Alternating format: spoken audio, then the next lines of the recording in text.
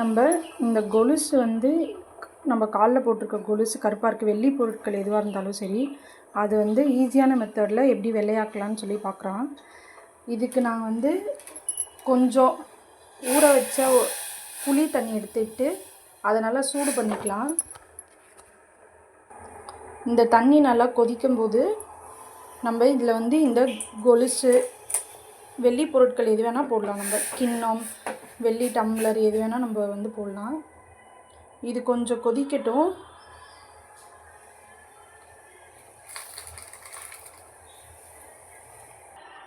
இது நல்லா கொதிக்கும்போது கொஞ்சமாக நம்ம வந்து பேக்கிங் சோடா வந்து இதில் ஆட் பண்ணிக்கலாம்.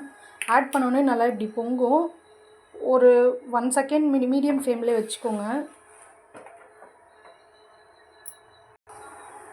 இப்போ இந்த ஸ்டவ் நான் ஆஃப் பண்ணிக்கிறேன். ஒரு 1 மினிட் இது பண்ணிவிட்டு இங்கே பாருங்கள், இப்போ இது வந்து நல்லா டிஃப்ரென்ஸ் ஆகிடுச்சு.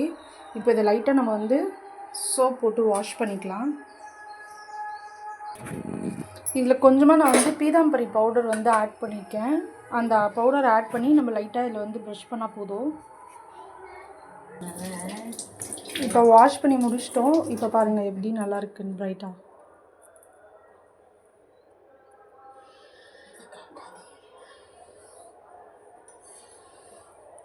இது வந்து இதே மெத்தடில் தான் இந்த டம்ளரை வந்து நாங்கள் தேய்ச்சோம். டம்ளர், இந்த ஸ்பூனு. ஸோ நம்மளுக்கு ரொம்ப அழுத்தி தேய்க்க வேண்டாம். நம்ம ஈஸியான மெத்தட்லேயே நம்ம வந்து வெள்ளி பொருட்கள்லாம் பளபளன்னு ஆக்கிடலாம். Thank you friends.